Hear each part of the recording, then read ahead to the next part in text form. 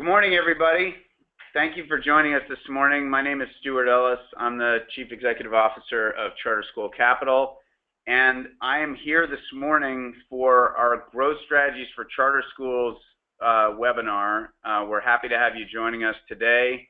We're going to be talking about startups, high growth or expansion schools, and those who have achieved sustainable maturity. And our special guest today, Ron Packard, President and CEO of Pensophic Learning. Ron is really one of the pioneers in the charter school movement and in all things public school choice.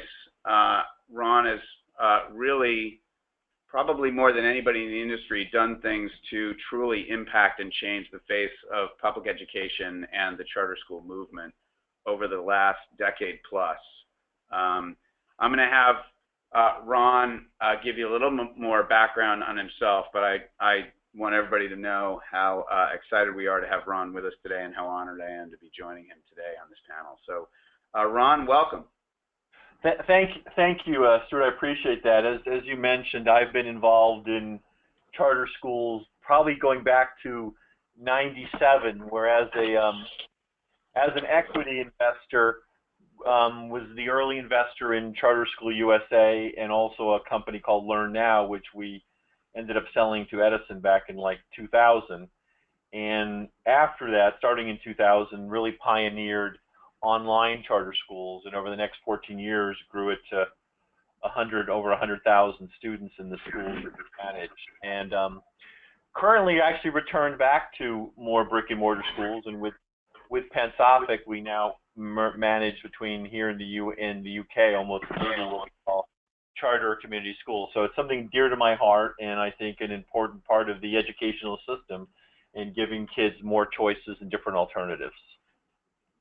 Well, I think with that background and your expertise from an industry and strategy and finance standpoint before getting involved so directly in public education, I think I'm pretty excited to have the listeners out there today and the people joining us to walk through your thoughts on the keys to success at various stages of growth for charter schools. So with that, go ahead. Oh, you want me to start on that, or I'm ready to go? I think I'm going to just highlight for people what we're covering today. We're going to go through the stages of growth as we think about it, the different challenges that operators face at each stage, and some best practices that Ron will share. For everybody who's joining us today and for others that may seek this down the road, the presentation and the recorded webinar is available at charterschoolcapital.org/webinars, as you see here on page 3. That is available for download afterwards, and Ron's and our contact information is available to the extent you have questions following the presentation. During the presentation today, please feel free to type in any of your questions in the Go to Webinar section. We will address them as we go. Most of them will likely be covered during the normal flow of the presentation, but to the extent things come up that we're not specifically hitting on, we'll try to touch on them, and otherwise we'll follow up after the presentation today. We'll be on for about an hour, and with that, let me provide a high-level picture of the way we think about growth stages for schools, and then we'll drop into each stage and have Ron, I'll have you talk through keys to success in each of these areas. So if you look at page 5, this picture of a way to think about stages of growth for schools. The startup phase is really before you get your charter, year 0, to, depending on the pace of your school, years 2 and 3. The early stages of just getting ramped up, establishing yourself as an organization. From a success or failure standpoint, survival is the key here. 87% of the charter schools in the country that have closed or failed fail in the first 2 years that they're in existence during this startup phase. So like an infant, just surviving this period is a big deal. If you get through that period, then years 2 to 3 on to year 5 or so, your first charter renewal, are periods of very high growth where you expand from the initial base of kids that you've got to a peak at around what you expect the school to sustain at. And post that, a period we've referred to as sustainable maturity, you could decide to just keep running the school and improving it over time, or to replicate and add more schools in more locations. The challenges in each of these phases are very different, and the reasons behind school failure, although I mentioned them in the early stages, that 87% number, the Center for Education Reform did a study, now a few years old, but still relevant in the market, which displays on page 6 here that 42% of schools that do fail due to financial reasons. Another quarter of the schools fail due to what was defined in the survey as mismanagement. From my perspective, I view that as 2/3 failed due to financial issues, whether you got there because you didn't have the money or because you made mistakes in running the institution. The key here is that while a lot of the leaders of charter schools, many of you have gotten into the space because you were educators trying to make a difference, the financial and management challenges are things that really affect people the most. Things that get the most news are academic issues, but less than 20% or 1 out of 5 schools fail due to academic challenges, and you can see how the rest plays out. Ron, before we go to the breakdown of the stages, any thoughts on the phases or from what you've seen about failures of schools across the country? Yeah, I do have some thoughts. Having now been, growing quite rapidly in the charter school space and watching, failures, but the main thing I make is it's hard to run a charter school, right? It's a business where you're often running schools that are significantly underfunded relative to neighboring schools. And to do that on thin margins and deliver academic results is hard, right? And I think, charter schools are held to a very different standard. And it's really, when's the last time we've seen a district school close for academic performance? I mean, it's almost zero. So it's just harder, right? And I think a lot of startups of charter schools don't realize how financially difficult they are to manage and do well, right? You really have to do 2 things well, which is run a school financially well and then run it academically well, and have a very good plan for doing that before you even start, or you're almost destined to have issues. So as we walk through this today, just some elements to frame things for those of you with us today. Page 7, just a framework to highlight the differences. We're going to talk about the 3 phases that are listed in the column: startup, growth, and sustainability. And as Ron goes through things, you'll hear a lot of things that can kind of be forced into different categories. How do things change when you're a startup school versus a mature school from a financing standpoint? What should you be thinking about from a facility standpoint? How does your thoughts and approach to community involvement change, academic accountability, and finally, the structure by which you provide your school operational support? As you walk through these, I'm going to flip through these very quickly, and then Ron's going to go deep into each one of these from his experience and perspective. But during the startup phase, across these elements, it's really about survival. So from a financing standpoint, a lot of people say, hey, I should just get the cheapest money I can get. But really, during the startup, it's about any liquidity at all, any cash, any capital you can get from really any source. It's great if you can get donations early, but just having the funds to establish a baseline and grow is really what you're driving towards. From a facility standpoint, it's about not having the perfect property, but actually having it in the locale or the location in the community you're going to serve. You can modify and improve the facility over time, but if you have to move your school 10 to 15 miles away, you may as well start all over. You're going to have a new population that you'll have to attract. From a community involvement standpoint, just letting everybody know you exist. Academic accountability, you don't have a track record yet, so establish the program and get going. And from an operational support standpoint, generally you can't afford to have a bunch of full-time people in if you only have 50 kids or 100 kids. So you're going to rely on outside experts and variable costs. Once you're established a little bit and you get to this period where, okay, we're here, now we're growing, financing is less about, you'll have more options. Now it becomes about flexibility and scalability. Rather than having to change financing partners every 6 to 12 months, you'd rather have somebody who can grow with you. The facilities challenge is similar. You don't have to put in a facility for 1,000 kids when you only have 300 kids. Having the land and space to grow and expand, and then expand modularly such that you're really paying for the space that you're using is a key. Community involvement, you've been around a little bit. You need to fulfill the promise that got you the charter in the first place and attracted families to you.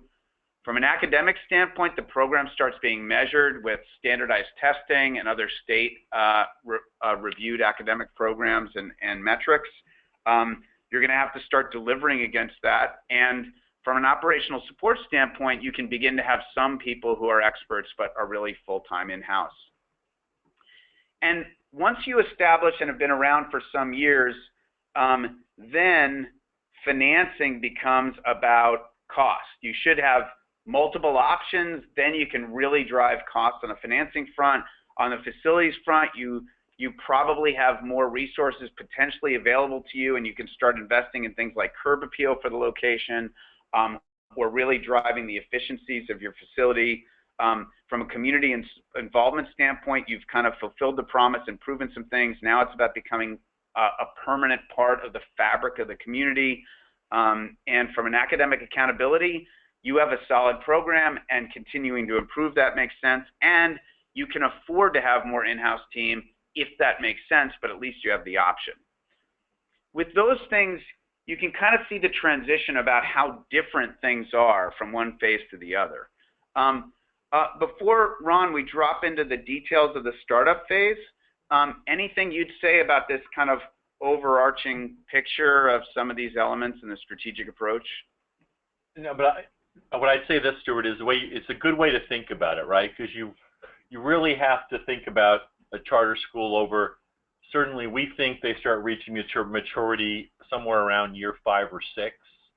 But the things you're talking about, like your facility, if you're planning to move the school because the first facility isn't what you want, you better not be moving it too far, because it's in some cases, depending on transportation, you might as well just be opening a new school. So it's exactly. Like thinking that far ahead is actually important. So I'm going to skip through this piece we were going to cover on financial considerations. I think we'll just drop right into the details of the startup phase.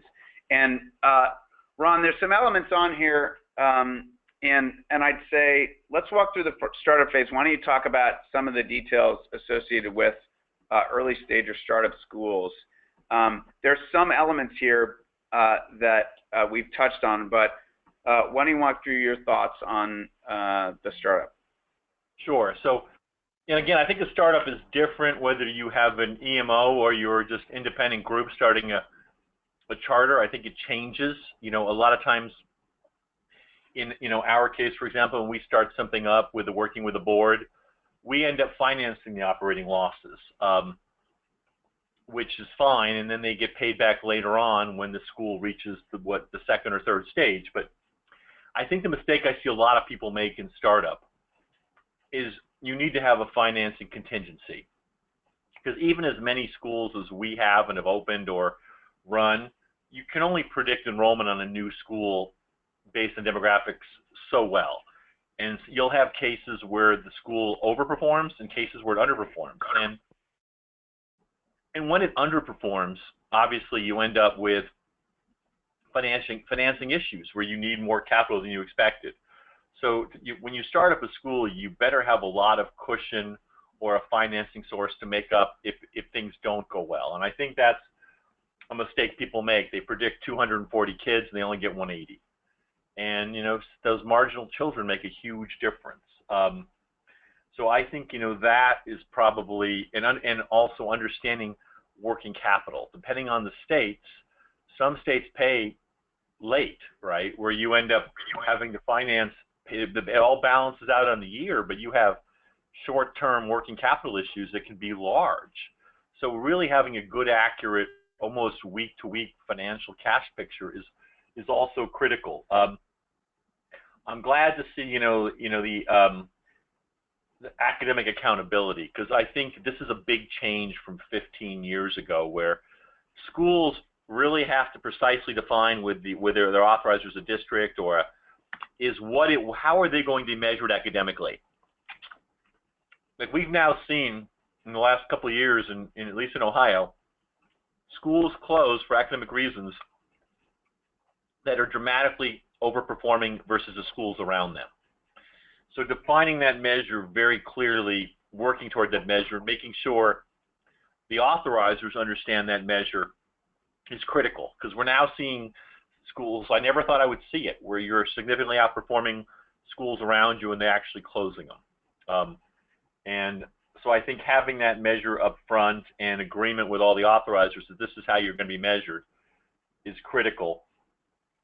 And the operational support is also so dependent on whether you have an EMO or not. The advantage of an EMO is they have the good ones, have the expertise in all of these dimensions and make opening a charter, I think, a much less risky proposition.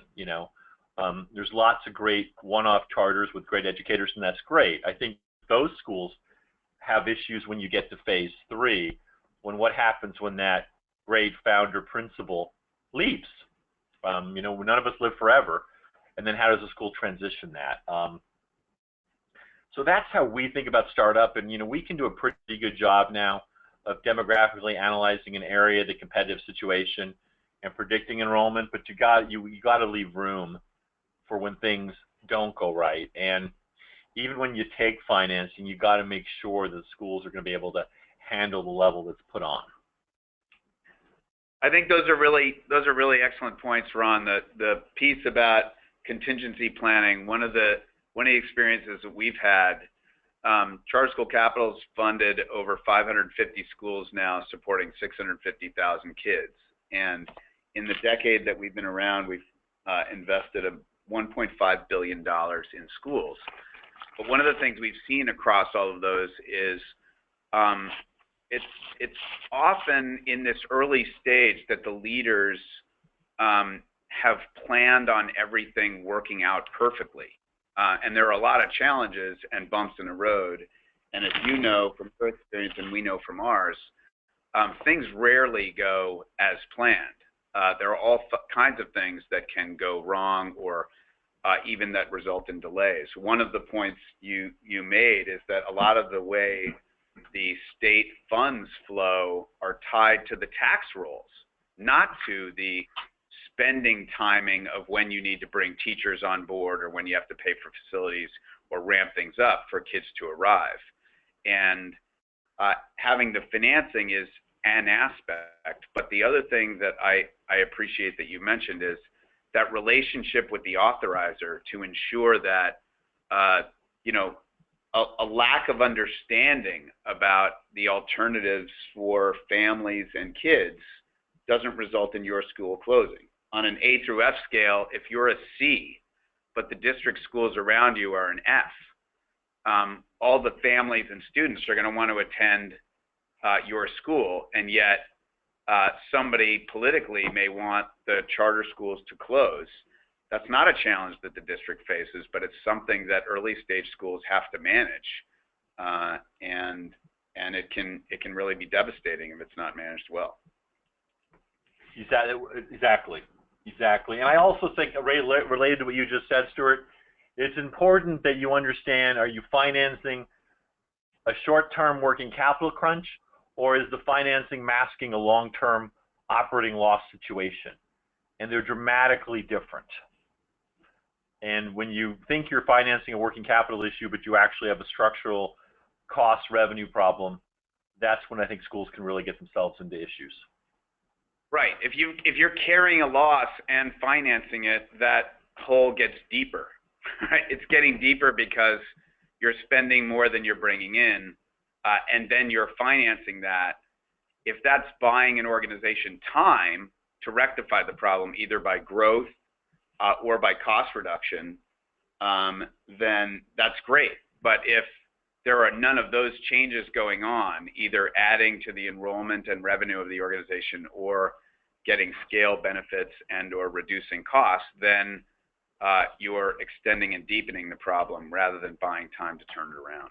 So I think organizations like yours have, and you in particular, have the expertise to help schools navigate that challenge, so that if you're utilizing financing, you're utilizing it to support growth, or, as you said, some short-term working capital challenges, as opposed to long-term losses.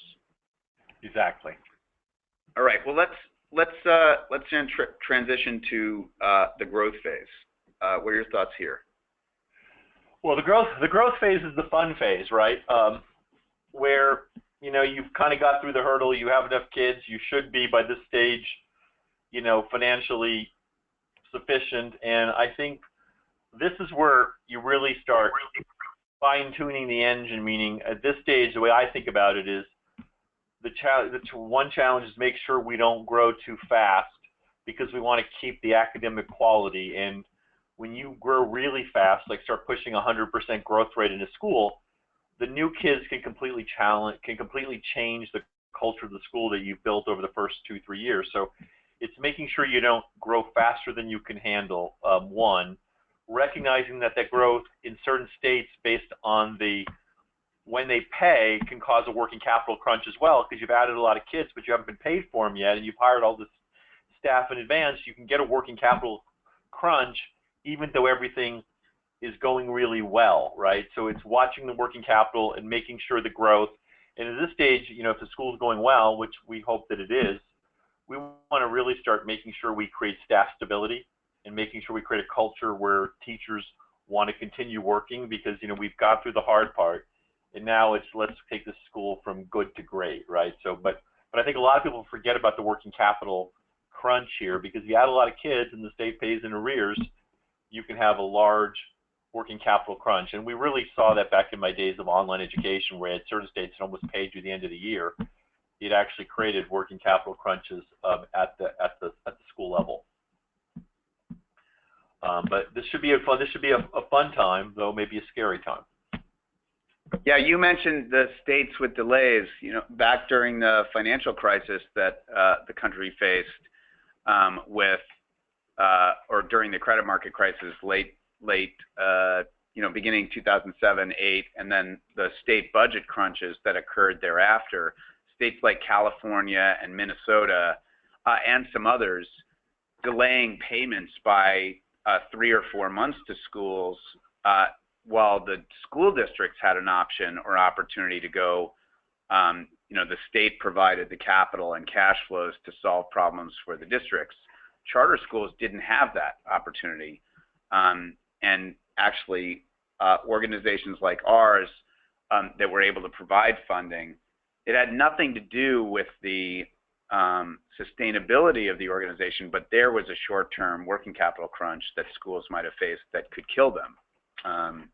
And we also saw at that time states actually lower reimbursement mid-year, which just compounded the problem you're mentioning, right? When the state financial crisis came, we saw delays, and we also saw all of a sudden you thought you're getting paid X for the year, and you're getting 0.95X, right? Which on thin margin businesses is brutal.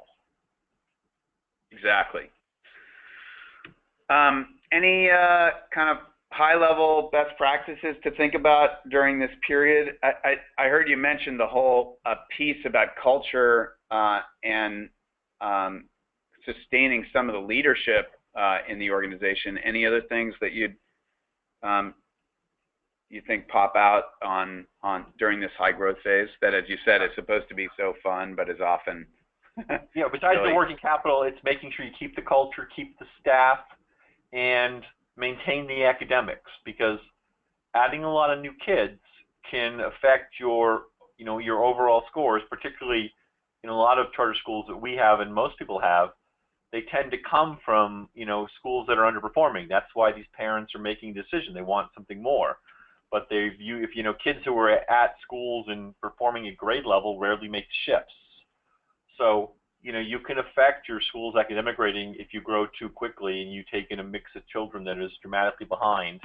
It also creates strains on those teachers. So there's a balance here that it's hard, because it's hard to turn down students or manage that growth. But I think you can grow too fast, believe it or not.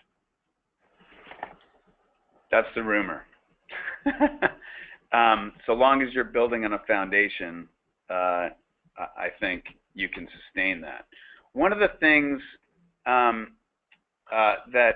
we've done and talked about in the past, as we move from here to the sustainable maturity piece, I'm going to ask, while we talk about this, I'm going to ask that we bring up, we have a analytical chart that we've used in the past to look at the math associated with the program itself and that growth, and what's affordable and what isn't.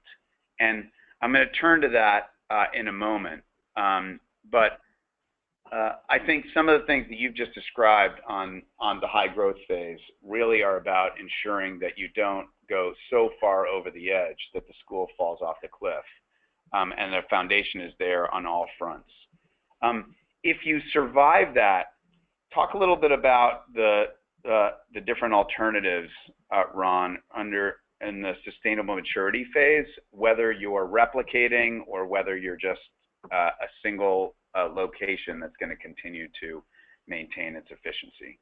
Yeah, and I think this depends a lot on the nature of the board, the nature of the principal, and and if you have an EMO, right? I mean, we love nothing better than to take great schools and replicate them. Sustainability, the best part about sustainability, from my point of view, you don't even enter this phase until you're now full, right? So you're at 100% occupancy. Your school's going. Now you have all kinds of luxuries, right? Your predictability of your budget and financing goes through the ceiling because you can pretty much plan on full enrollment. The other thing that happens is the amount of new children coming into the school, other than at the kindergarten or 9th grade level or 6th grade if you're middle school, is very predictable. And now you should really be able to start seeing academics soar, because you're retaining kids at a very high rate. You're not mixing in kids coming in who are way behind grade level. And there's no reason why that school academically now can enter a whole different level. And I think continuous improvement is you're constantly able to study and predict on having, most of your kids coming back, and you can really take it to new levels. So I think on this one, most people, unless, prefer to keep with a singular school and just make that school great, and we have examples of schools like that all over the country that hit this level, and financial budgeting becomes much easier. Schools usually can make it work when they're full, and now you can really make academics soar because you're not having to bring in 30-40% new kids each year as you grow.